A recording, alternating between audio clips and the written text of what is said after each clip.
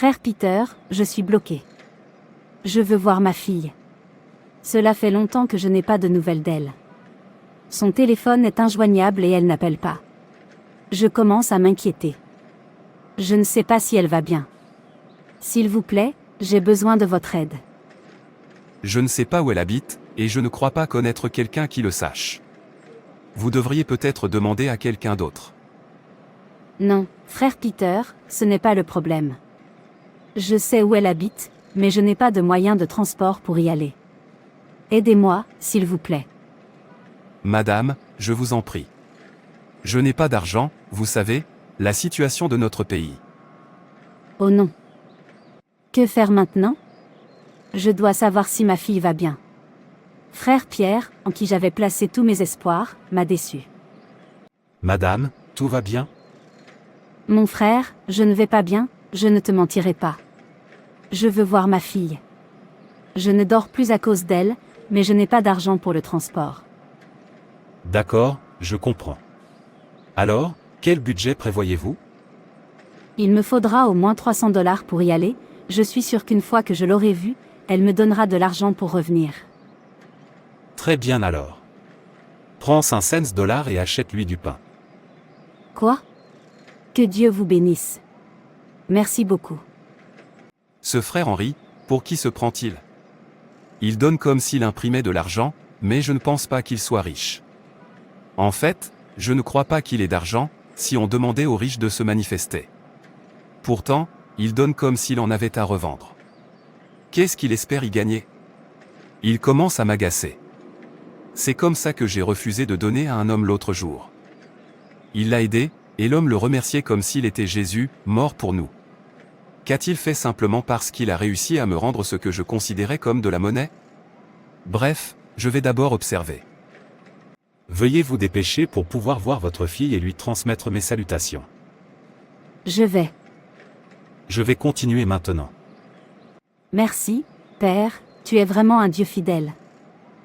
N'importe quoi, il cherche juste à se faire bien voir, c'est tout. Qu'il ne cherche pas à me provoquer, s'il le fait, je vous le promets, il n'aimera pas le résultat. Au secours. J'ai besoin d'aide. Qu'est-ce que c'est? Qui vous poursuit? Frère Pierre, aidez-moi à sauver mon mari, il est hospitalisé. Pourquoi? Que lui est-il arrivé? Il s'est évanoui subitement et a été transporté d'urgence à l'hôpital. Vous connaissez leur système, je dois apporter de l'argent pour qu'ils puissent faire des examens et autres analyses avant de savoir ce qui ne va pas, mais nous n'avons pas d'argent sur nous pour le moment. Aidez-nous, s'il vous plaît. Je te comprends, ma sœur, mais je n'ai pas d'argent sur moi non plus. Je suis désolé. Ô frère Pierre, je sais que tu peux, si tu le veux, s'il te plaît, aide-moi. Madame, je vous en prie, ne me faites pas dire ce que je n'ai pas dit. J'ai dit que je n'en avais pas, comprenez-moi bien, s'il vous plaît. Oh non. Que dois-je faire maintenant? Mon mari ne peut pas mourir. Qui va m'aider? Tout le monde viendra s'adresser à frère Pierre, comme si j'étais la banque centrale. Vers qui me tournerai-je quand j'aurai mes propres problèmes? Ou bien pense-t-il que je n'ai pas de problème? Oh Dieu, ne me décevez pas. Qu'y a-t-il, Madame Paul? Pourquoi pleurez-vous? Mon mari est hospitalisé, j'ai besoin d'argent pour ses soins et j'ai demandé de l'aide à frère Peter. Il m'a dit qu'il n'avait pas d'argent. Je ne veux pas perdre mon mari. Arrête de pleurer, s'il te plaît, il n'arrivera rien à ton mari. Nous sommes enfants de Dieu, nous sommes faits pour nous entraider. Quel montant recherchez-vous? Il me faut au moins $500, ce sera suffisant pour le test et le traitement. Pas de problème, je te donnerai $700 pour que tu aies des économies en cas de besoin. Quoi? Merci beaucoup. Que Dieu vous bénisse. Prenez bien soin de votre mari. Je le ferai, merci. Je vous en prie. Continuez, sauvez votre mari. Seigneur, je sais que tu ne me décevras pas. Merci d'avoir utilisé frère Henri pour nous sauver, mon mari et moi. N'est-ce pas elle qui pleurait il y a quelques minutes? Pourquoi sourit-elle? Je croyais qu'elle avait dit ne pas avoir d'argent. Comment ça se fait? Vous comprenez pourquoi je ne leur réponds pas, mais attendez. Je l'ai vu parler à monsieur Henry. Il lui a donné l'argent, ou quoi? On dirait bien. Regarde comme elle est contente. Elle ne m'a même pas vu arriver par derrière. Le simple fait qu'Henry me provoque est déjà assez provocateur, il est temps que je lui dise que je sais ce qu'il sait, son plan pour les attirer à lui ne fonctionnera pas. Je m'en assurerai. Excusez-moi, sœur Glory. Oui, frère Pierre. Tu souris. Gloire à Jésus, l'artisan de miracles.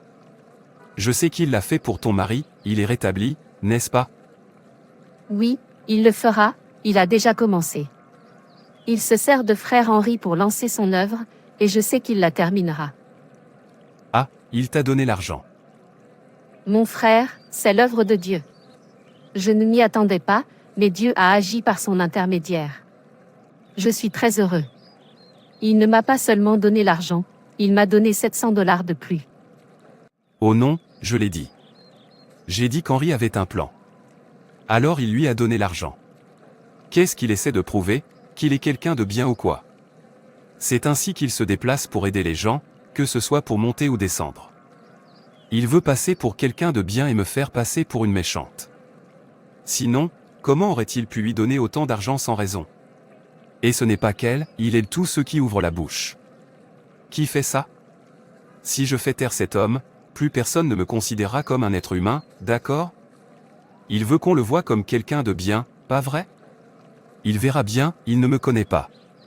Il s'est attiré des ennuis qu'il ne peut pas gérer, on verra combien de temps il tiendra.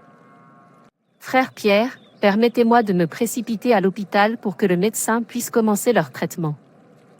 Vous avez dit que monsieur Henry vous avait donné $700? Oui, voilà, cet homme est un homme bien. Ne dites pas ça, je vous en prie. Vous ne le connaissez pas. Vous pensez qu'il n'a pas de plan? Il ne vous a donné que $700, il était censé vous en donner 1500. Ignorez-vous qu'il a gagné $20 000 il y a 2 semaines? Qu'en fait-il? Vraiment. Voyez-vous, je ne comprends pas pourquoi il est si avare, en fonction de l'argent qu'il a en main, il est censé vous donner au moins $1000 pour que vous ayez de quoi nourrir vos enfants. Vous voulez dire qu'il a autant d'argent? Et qu'il ne m'a donné que 700? Ma sœur, ce n'est pas seulement $20 000, il a plein d'affaires qui lui rapportent beaucoup d'argent. L'argent ne lui est d'aucune utilité, alors pourquoi fait-il semblant? Pourquoi ne peut-il pas te donner plus? Pourquoi te donne-t-il $700 si ce n'est pour se mettre en valeur et se donner bonne conscience? Il n'a même pas pu me donner $1000 avec tout l'argent qu'il avait en main. Maintenant, vous comprenez ce que je veux dire. Retournez lui demander de l'argent, qu'il vous donne au moins jusqu'à $2000. Il est vraiment trop radin. Vous avez raison. Pourquoi me donne-t-il $700? C'est pour m'insulter ou quoi? Va t'assurer qu'il te donne plus d'argent, il a beaucoup d'argent. Monsieur Henry a donc beaucoup d'argent et a décidé de ne me donner que $700. Je sais quoi faire, je vais lui dire que 7 cents, ce n'est pas assez, et qu'il devrait me donner $2000. Il a de l'argent, après tout. Monsieur Peter avait raison. Puisqu'il veut être bon, il fera le bien jusqu'à ce qu'il renonce à faire le bien, il ne voit jamais rien. Il ose dire oui quand je dis non, me faisant passer pour un imbécile. Il verra bien, ce n'est que le début. Il n'y a que lui et moi dans ce village. Je continuerai à monter contre lui tous ceux à qui il fait du bien jusqu'à ce qu'il renonce à faire le bien. Quelle absurdité! Il agira ainsi, je vais le disperser. Je ferai en sorte que tous ceux à qui il fera du bien le haïront. Il aspire à la bonté, mais il n'y parviendra pas, il ne fait que simuler. Madame Paul, c'est vous? Comment va votre mari? Monsieur Henry, pour être honnête, l'argent que vous m'avez donné ne suffit pas, il me faut au moins $2000. Où crois-tu que je vais trouver une telle somme? Tu as dit avoir besoin de 5 cents, et je t'en ai donné 7 cents. Crois-moi, c'est tout l'argent que j'ai en main. Je te l'ai donné pour que tu puisses régler ton problème. Ça ne veut pas dire que je ne sais pas quoi en faire. C'est bon, puisque tu ne veux pas me le donner, pas de problème. Vous ne comprenez pas, n'est-ce pas? Ne vous inquiétez pas, je pars. Sachez simplement qu'aucune situation n'est permanente. Au revoir. Qu'est-ce que cela est censé vouloir dire? Ai-je mal agi en l'aidant? Je voulais qu'elle soit heureuse, mais elle ne l'était pas. Oui, elle va faire son coming out. Je vais me renseigner sur ce qui s'est passé et savoir quoi faire ensuite. Que s'est-il passé? Vous a-t-il donné? Il ne m'a pas donné. Vous voyez ce que je vous dis? Il est méchant et très avare, il ne fait que frimer. Il a de l'argent sur lui et refuse de te le donner. Dis-moi ce qui se passera s'il te donne les 2000. Je ne savais pas qu'il était aussi avare. Maintenant, vous le savez, il fait semblant d'être bon, il ne l'est pas. Ne vous laissez pas berner par ses faux semblants, c'est un homme mauvais. Tout ce qu'il fait n'est que pour se faire remarquer. Bien sûr que oui, je le vois bien. S'il a de l'argent en trop et qu'il a décidé de me donner ses 700, c'est qu'il essaie de me rabaisser. Maintenant tu vois ce que je vois, je t'en prie, va prendre soin de ton mari. Il t'a donné 700 $ comme s'il t'avait fait un cadeau, alors qu'il a de l'argent en abondance. Mon frère est une condition qui m'oblige à le rencontrer, mais aucune condition n'est permanente. Vous avez raison, j'aimerais qu'il le sache pour qu'il arrête de faire semblant. Laissez-moi aller voir mon mari. Vas-y, ma sœur, tout va bien. Il se la pète. À qui se la pète-t-il? À moi? Je ne lui en veux pas. Il n'a encore rien vu, il veut être bon, n'est-ce pas? Il verra bien. Qu'il continue ainsi, pendant que je retourne la situation contre lui. Voyons combien de temps il persistera dans sa bonté, il finira par devenir pire que Satan lui-même. Je lui ai dit de se faire discret, il a refusé. Maintenant, il a acheté mes ennuis. On verra qui craquera le premier. Madame Paul, ravi de vous voir. Comment va votre mari? J'espère qu'il se rétablit. Vous vous attendiez à ce qu'il meure? Bien sûr qu'il va bien, excusez-moi. D'où cela vient-il? Je l'ai aidé. Si j'avais voulu sa mort, l'aurais-je aidé? Pourquoi réagit-elle comme si je lui avais fait du tort en aidant son mari? Ou est-ce parce que je ne lui ai pas donné plus d'argent? Mais je n'en ai pas plus, si j'en avais eu, je lui en aurais donné davantage. Oh non. Quel avare! Regarde comment il me pose la question, comme si ça lui importait. Il ne doit pas cesser de faire le bien, puisqu'il veut être bon, qu'il continue. Frère Pierre, bonjour monsieur. Bonjour. Comment allez-vous, vous et votre mari? Il va bien, merci pour vos encouragements. Je les apprécie. Il se remet progressivement. N'en parle pas, notre Dieu est bon. Je te l'avais dit, il ne lui arrivera rien. Et cela s'est passé comme vous l'aviez prédit. Merci infiniment. Je suis heureux de l'apprendre. Que se passe-t-il? Celui qui aide devient un ennemi et une mauvaise personne, et celui qui refuse d'aider devient la bonne personne. Mon frère, Dieu est bon envers ses enfants. C'est pourquoi nous ne devrions pas faire confiance aux êtres humains quand Dieu existe. Mon frère, tu peux le dire, personne n'est Dieu. Je vois que vous êtes venu acheter quelque chose. Allez-y, ma sœur, et prenez soin de mon frère. Je le ferai, frère Pierre. Oh Dieu, cela me fait vraiment mal. Est-ce mal d'être bon? Pourquoi me paie-t-il avec le mal?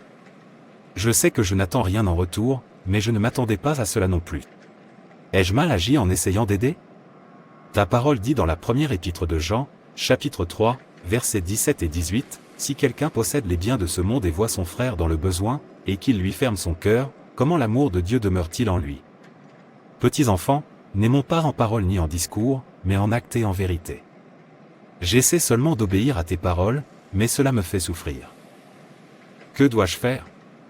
Aurais-je dû l'ignorer? Mais mon cœur n'aurait pas trouvé la paix. Alors j'ai donné la paix à mon cœur et j'ai acheté la haine. Oh non. Frère Pierre, vous êtes là. Bonjour. Bonjour mon frère, comment vas-tu? Je ne me sens pas bien. Frère Pierre, j'ai vraiment faim, s'il vous plaît, trouvez-moi de l'argent. Mon frère, je n'ai pas d'argent, je me débrouille seul. Il faut que tu prennes ton mal en patience. C'est bon, je vais y aller maintenant.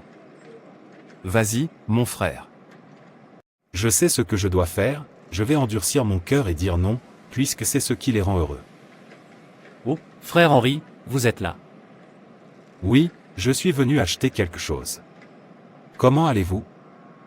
Frère Henri, je suis vraiment affamé, trouve-moi de l'argent, s'il te plaît. J'ai faim. Tu as faim, moi. Pourquoi est-ce que je n'arrive pas à lui dire non? Qu'est-ce qui ne va pas chez moi? J'essaie de dire non, mais je n'y arrive pas.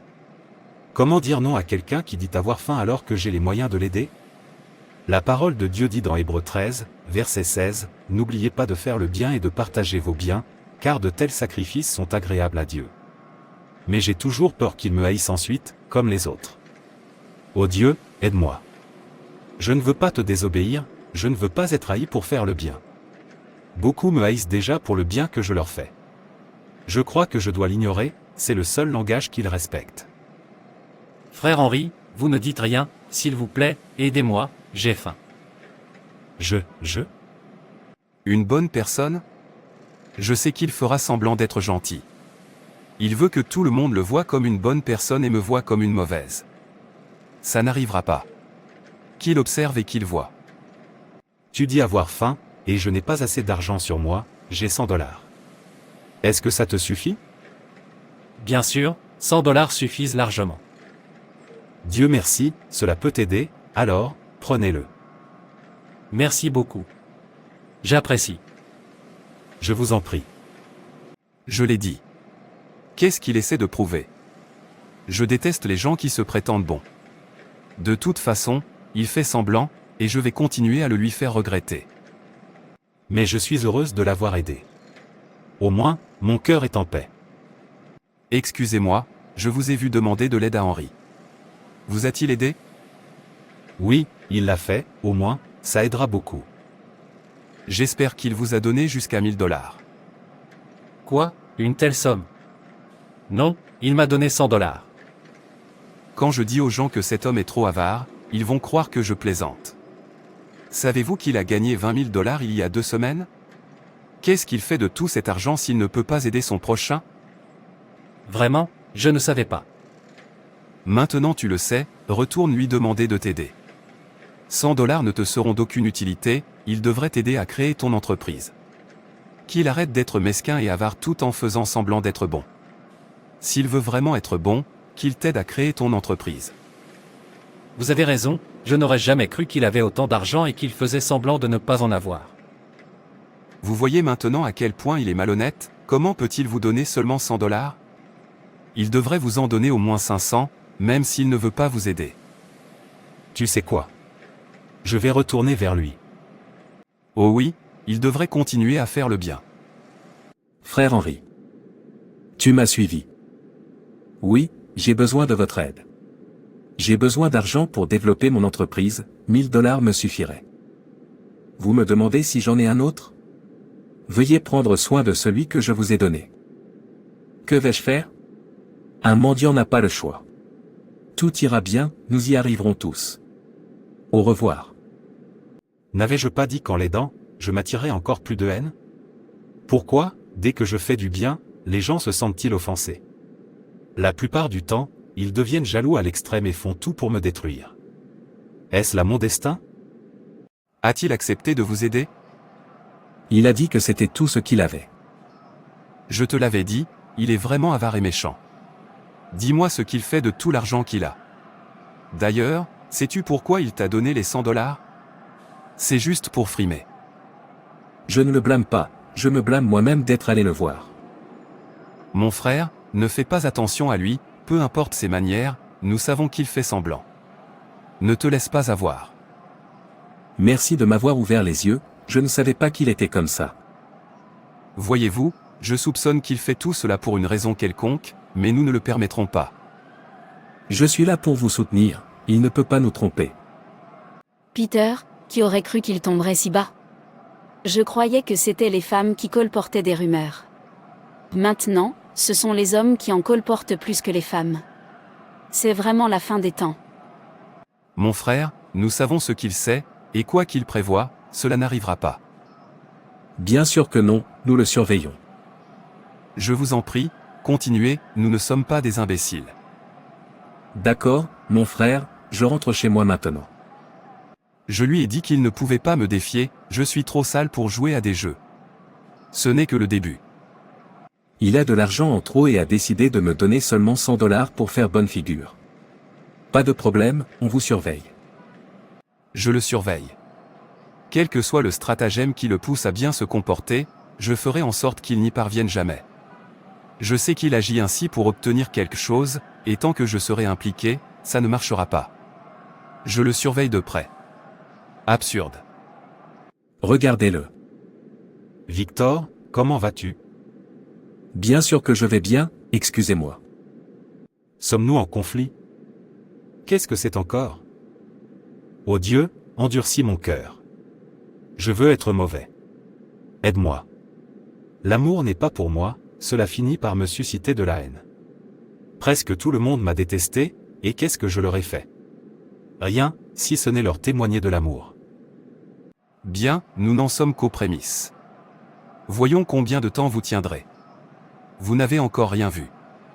Pour autant que je sache, tous ceux à qui il a fait du bien lui cracheront au visage. Frère Pierre, pourquoi fais-tu cela? N'as-tu pas honte de t'en prendre à quelqu'un qui ne te combat pas? Que ressens-tu en détruisant ton prochain? Cela ne vous irrite-t-il pas? Je veux dire, ne ressens-tu rien en agissant ainsi? C'est immonde et tu devrais en être profondément affecté. Alors pourquoi fais-tu cela? D'où vient celui-ci? Qui vous appelle? Vous n'avez pas répondu à ma question, pourquoi agissez-vous ainsi? Vous avez peur de voir chez l'autre ce qui vous manque, n'est-ce pas?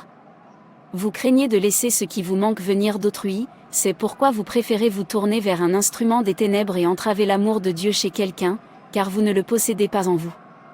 Pourquoi faites-vous cela? Maintenant je comprends d'où vient votre problème. C'est à cause de votre ingérence. Que faites-vous là? Je ne me souviens pas vous avoir appelé pour vous en mêler. Pourquoi t'es-tu tourné vers l'Antéchrist? Pourquoi ne laisses-tu pas l'amour de Dieu rayonner? Pourquoi luttes-tu contre Dieu? Si un homme te déclare ennemi, Dieu peut te sauver, mais si Dieu te déclare ennemi, qui te sauvera? Cela signifie que tu es perdu, cesse de combattre un enfant de Dieu. Vous n'avez pas répondu à ma question, qui vous a contacté à ce sujet? Lorsque je dis au méchant, méchant, tu mourras certainement, et que tu ne l'avertis pas de se détourner de sa voie, ce méchant mourra à cause de son péché, et je te demanderai compte de son sang. Mais si tu avertis le méchant de se détourner de sa voie et qu'il ne le fait pas, il mourra à cause de son péché, mais toi, tu auras été sauvé. Ézéchiel 33, versets 8 à 9. Je ne fais que mon devoir. Si l'amour de Dieu en lui te touche, pourquoi ne pas l'imiter au lieu de le combattre? Quel intérêt retires-tu de tes actions? Vaut-il la peine de perdre ton âme? Connais-tu le sang de l'éternité? Je suppose que non, ceux qui le connaissent n'ont pas de temps pour eux-mêmes, et encore moins pour autrui. Ne me dis pas que tu es déjà en train de craquer pour lui. Écoute, si c'est ton plan, ça ne marchera pas, parce qu'il est déjà marié, alors mêle-toi de tes affaires. Malheur à ceux qui méditent l'iniquité, qui ourdissent le mal sur leur lit. Le matin venu, ils le mettent à exécution, car cela dépend d'eux. Michée 2, verset 1, je veux que vous sachiez que vous devrez rendre compte de tout ce que vous aurez fait, bon ou mauvais. Travaillez donc pendant que vous travaillez, afin que, lorsqu'on vous demandera des comptes, vous ne disiez pas, si seulement j'avais su. Vous avez encore le temps de vous repentir, si vous ne le faites pas maintenant, il sera peut-être trop tard. L'âme qui pêche mourra. Ézéchiel 18, verset 20. Tu vas partir d'ici maintenant avant que je t'ajoute à ma liste d'ennemis? Une chose est sûre, nul ne lutte contre le Seigneur. Profitez donc de votre temps pour faire le bien, tant que vous le pouvez encore. Car le jour viendra où vous devrez rendre compte de votre travail. Quel compte allez-vous rendre? Accomplissez-vous les œuvres de celui qui vous a envoyé sur terre pendant qu'il fait jour, ou bien utilisez-vous votre temps pour des activités malhonnêtes? N'oubliez pas, nul ne peut travailler la nuit. Jean 9, verset 4, utilisez votre jour avec sagesse. Vous avez terminé? Partir. En fait, laissez-moi partir à votre place. C'est une fouineuse, elle ne se mêle pas de ses affaires. Quand l'heure sera venue, quand la porte de l'éternité s'ouvrira pour vous, ce jour où vous vous trouverez seul. Ni amis, ni famille, ni proches ne seront à vos côtés. Ce jour-là, Plus terrifiant encore que la peur elle-même, vous n'aurez personne pour parler en votre faveur, personne pour vous soutenir. Seul vous, face au Tout-Puissant, dont la voix est plus terrifiante que le tonnerre, dont le regard est insondable et dont la grandeur dépasse l'entendement. Vous regarderez en arrière et ne verrez personne, vous regarderez devant vous et ne verrez personne, vous regarderez à vos côtés et ne verrez personne. Seul vous, debout, pour rendre compte de vos actes. Quel compte allez-vous donner ? Je n'ai pas de temps à vous consacrer. En fait, sans une chose, je l'aurais ajoutée à ma liste d'ennemis pour qu'elle puisse goûter à ma fureur. Bref, je m'occuperai d'elle plus tard. Je vais terminer par ce monsieur bien pensant qui se fait appeler Henri. Il est ma cible pour l'instant. Puisqu'il veut jouer les bons samaritains et me faire passer pour une personne mauvaise et avare, je vais faire de lui une mauvaise personne pour tous ceux à qui il fait du bien. C'est lui et moi. Je continuerai à le contrarier jusqu'à ce qu'il renonce à faire semblant d'être bon. Le jour approche à grands pas. L'éternité, on l'appelle. Seul au milieu de l'océan. Seul dans le vent de la peur. Personne ne vous touchera, vous seul. Ce jour du jugement. Que direz-vous à Dieu ? Frère Pierre, bonjour. Bonjour Mike, où vas-tu ? Je vais chez frère Henri, il m'a demandé de venir chercher du tissu qu'il a acheté pour moi. Tu veux dire qu'il t'a acheté des vêtements ? Oui, il l'a fait.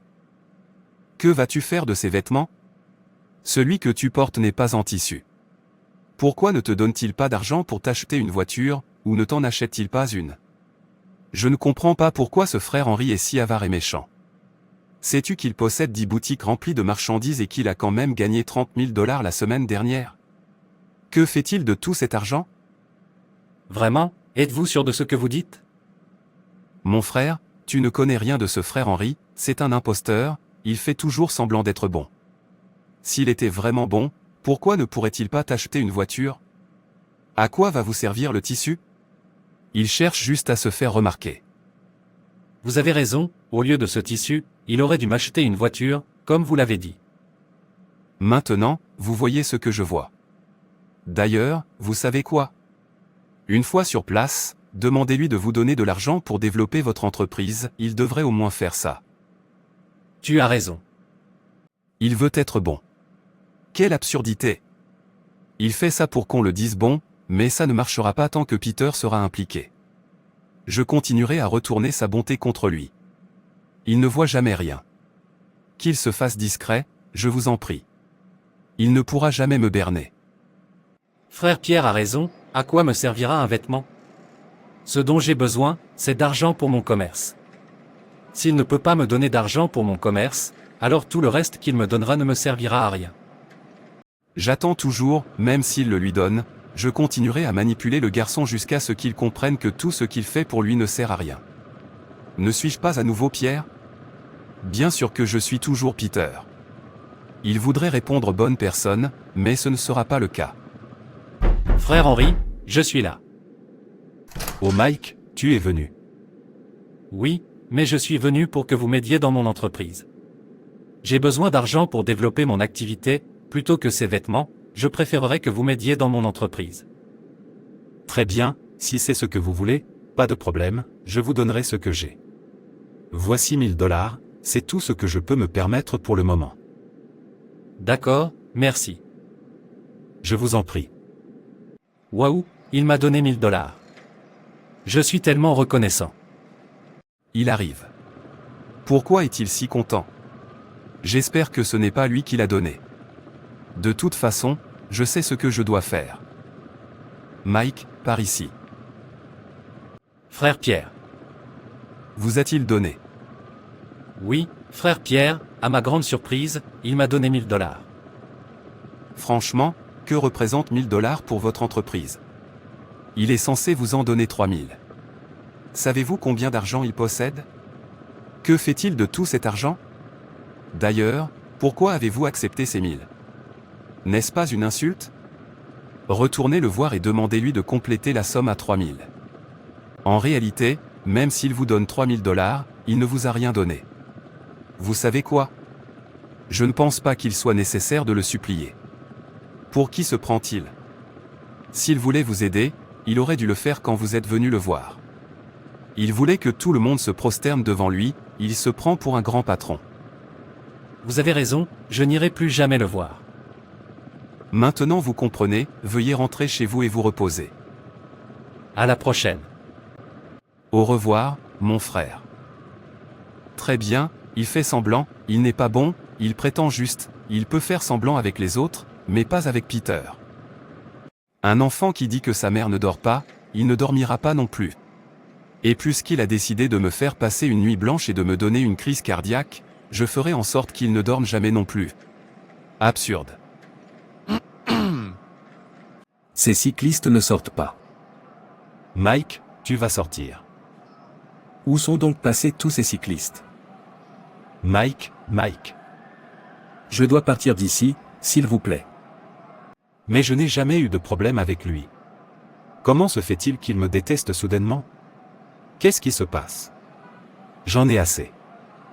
N'importe quoi, vilain homme, regarde-le, il se prend pour un grand seigneur. Mike, que se passe-t-il? Tu n'as pas l'air content. N'est-ce pas celui qui se fait appeler Monsieur Henry ou quelque chose comme ça? Et lui? A-t-il fait quelque chose? Cet homme est vraiment méchant, en fait, c'est un homme mauvais. Je ne supporte pas de le voir, il m'agace, il se prend toujours pour un grand. Est-il si mauvais que ça? Mais il a l'air bien. Tu ne le connais pas, ne te laisse pas berner par ses manières. C'est un homme mauvais et pervers, tout ce qu'il fait n'est que pour se sentir important. Ne te laisse pas avoir.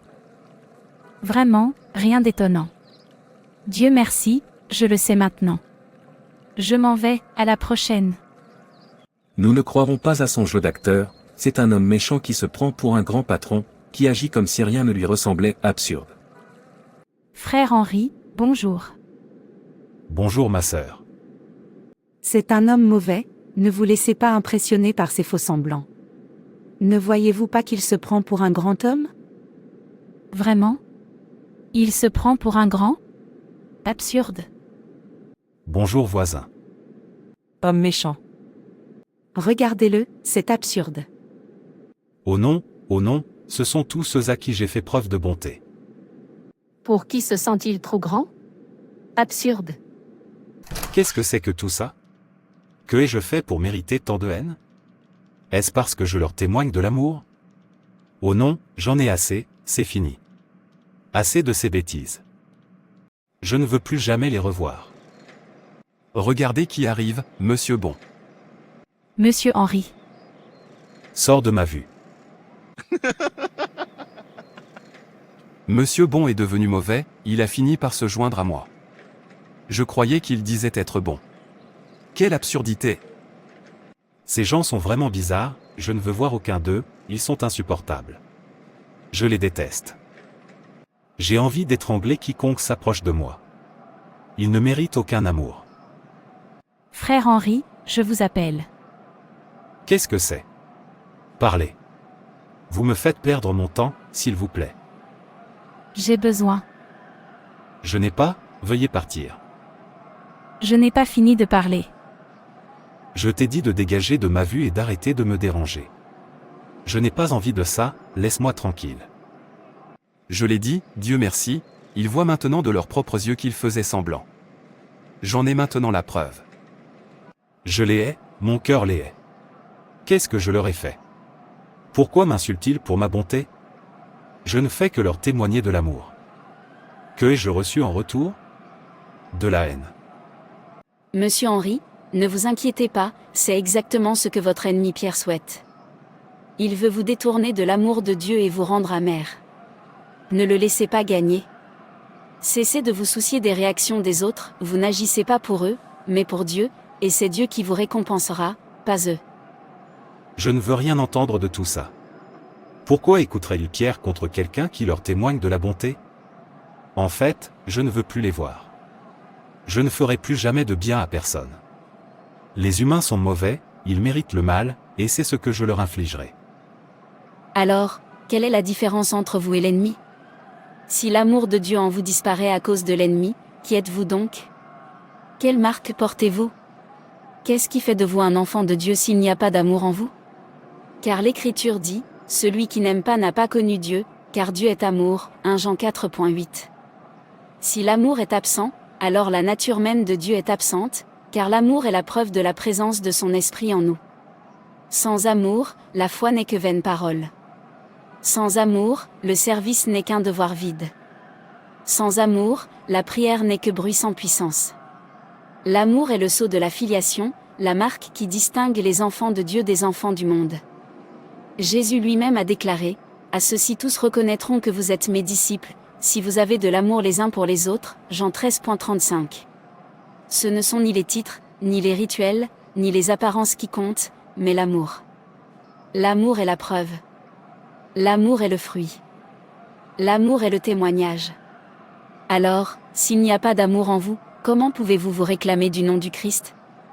Car l'Esprit de Dieu répand son amour dans nos cœurs, Romains 5,5, et cet amour doit rayonner vers les autres amis, étrangers, et même ennemis. Être enfant de Dieu, c'est refléter le cœur du Père, et son cœur est amour. Êtes-vous prêt à perdre votre identité à cause de l'ennemi? L'amour est notre identité. Ils ne le méritent pas, et c'est fini. Ce ne sont pas des humains, je ne devrais pas leur témoigner d'amour. En réalité, même cet amour ne me fait aucun bien, ils me le rendent par le mal, chacun d'eux, alors c'est fini. L'amertume, la haine et la méchanceté représentent Satan. Qui devenez-vous? Que représente la marque que vous cherchez à arborer? 1 Corinthiens 13, verset 2, « Si j'ai le don de prophétie, la science de tous les mystères et toute la connaissance, si j'ai même toute la foi jusqu'à transporter des montagnes, mais que je n'ai pas l'amour, je ne suis rien. » Qui n'a pas l'amour ne peut se dire enfant de Dieu. Mais Dieu prouve son amour envers nous en ce que, lorsque nous étions encore pécheurs, Christ est mort pour nous. Romains 5, verset 8, « L'amour de Dieu ne se mérite pas, il est un don gratuit. Vous êtes le Fils de votre Père. Continuez à manifester l'amour, quelles que soient les conséquences. » Luc 6, versets 27 à 28, « Mais à vous qui m'écoutez, je dis, aimez vos ennemis, faites du bien à ceux qui vous haïssent, bénissez ceux qui vous maudissent, priez pour ceux qui vous maltraitent. » Non, Matthieu 5, verset 30, dit, « Si ta main droite est pour toi une occasion de chute, coupe-la et jette-la loin de toi, car il vaut mieux pour toi perdre un seul de tes membres que d'aller tout entier en enfer. » La parole de Dieu est complète, je les ai rejetés. Excusez-moi. C'était hors contexte. Monsieur Henry, cela fait partie de l'enseignement de Jésus sur le fait d'éviter le péché, en particulier la convoitise et l'impureté. Premièrement, Jean 4, verset 16, « Et nous avons connu l'amour que Dieu a pour nous, et nous y avons cru. » Dieu est amour, celui qui demeure dans l'amour demeure en Dieu, et Dieu demeure en lui. Ne perdez pas votre identité. Je suis agacé. Je suis agacé, ils veulent le mal, et ils l'auront au double. Peter, mon fils, l'a fait pour moi. Absurdité. Monsieur Henry. Qui est-ce, et que voulez-vous? Parlez, je n'ai pas de temps à perdre. S'il vous plaît, aidez-moi avec un. Je n'ai pas. Je n'ai même pas fini de dire ce que je voulais dire. Je ne veux pas entendre ce que vous avez à dire, veuillez quitter ma porte. Qu'est-ce qui ne va pas chez lui? C'est vous qui avez un problème. Est-ce que je vous dois quelque chose, ou est-ce que je ressemble à votre père? Pourquoi me dérangez-vous? Voulez-vous bien sortir de chez moi? Désolé. Aie pitié de toi-même, maintenant, va-t'en. Quel homme pervers! Il a enfin montré son vrai visage. Laissez-moi revoir sa jambe, il me dira qui il cherche. Bonjour monsieur. Monsieur Henry, bonjour. Qu'y a-t-il? Je vous ai entendu, vous pouvez y aller maintenant. À ma mère. Qu'est-ce que vous avez dit? Je n'ai rien dit, je m'en vais. Cet enfant m'a traité d'âme amère. Suis-je vraiment devenu une âme amère? Qu'est-ce qui ne va pas avec moi? Ce n'est pas moi, ce n'est pas l'image que je veux donner. Je veux représenter Dieu partout où je suis, et Dieu est amour. Comment alors le représenter s'il n'y a pas d'amour en moi? Oh non! Je ne veux plus continuer ainsi. Je ne veux plus vivre dans l'amertume. Je ne veux plus perdre mon identité. À quoi sert le sel s'il perd sa saveur? À quoi sert mon salut si je perds mon identité? À quoi me sert ma prétention à Dieu si je porte une marque qui n'est pas celle de Dieu? Ô Dieu, je me noie. Je me perds. Mon cœur s'aigrit. Je deviens comme mon ennemi. Je perds mon identité. Tous ceux à qui je témoigne de l'amour me trahissent, mon cœur s'aigrit, et alors je cite les Écritures hors de leur contexte pour apaiser ma colère. Maintenant, l'amour de Dieu dans mon cœur s'éteint. Aide-moi, Dieu. Je veux que ton amour rayonne à travers moi partout où je vais. Donne-moi tout ce dont j'ai besoin pour vaincre ces personnes. Au nom de Jésus, je prie. Attendez, à quoi m'attendais-je? Qu'on me dise que je suis une bonne personne? Mais non. Marc 10,18 dit, « Pourquoi m'appelez-vous bon ?» Jésus répondit, « Personne n'est bon, si ce n'est Dieu seul. » Si même Jésus, dans son humilité, renvoie toute bonté à Dieu, qui suis-je pour désirer être qualifié de bon en présence des hommes? Oh non, à quoi pensais-je avant? Ils avaient raison, c'est moi qui ai fauté. Je voulais être perçu comme une bonne personne, et c'est de la rébellion, comme le dit Jean 15, verset 20, souvenez-vous de ce que je vous ai dit, un serviteur n'est pas plus grand que son maître. S'ils m'ont persécuté, ils vous persécuteront aussi, s'ils ont gardé mon enseignement, ils garderont aussi le vôtre. Je suis désolé, mon Dieu. Je ne suis pas bon, personne n'est bon. Je viens de m'en rendre compte. Je suis heureux maintenant. Merci de m'avoir ramené à la raison. Pourquoi suis-je si heureux? J'ai l'impression que tout le monde devrait me traiter de méchant. J'ai envie de voir plus souvent ceux qui me détestent et de leur faire plaisir. Avant, je détestais les voir, mais maintenant, j'ai l'impression que je devrais les voir à chaque instant. Oh, Luc, attendez s'il vous plaît. Qu'est-ce que c'est?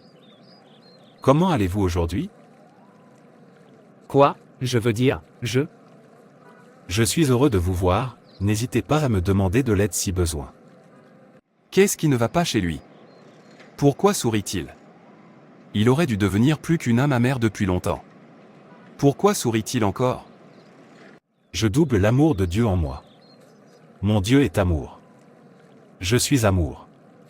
Je suis son fils, l'amour est mon identité. Ne vous méprenez pas, je ne suis pas bonne, et je n'ai même pas envie de l'être. Je n'ai que l'amour pour identité, et il n'est pas factice, c'est réel. Oh non, on dirait que ça ne le touche plus du tout. Que fait-il? Il devrait pleurer comme d'habitude.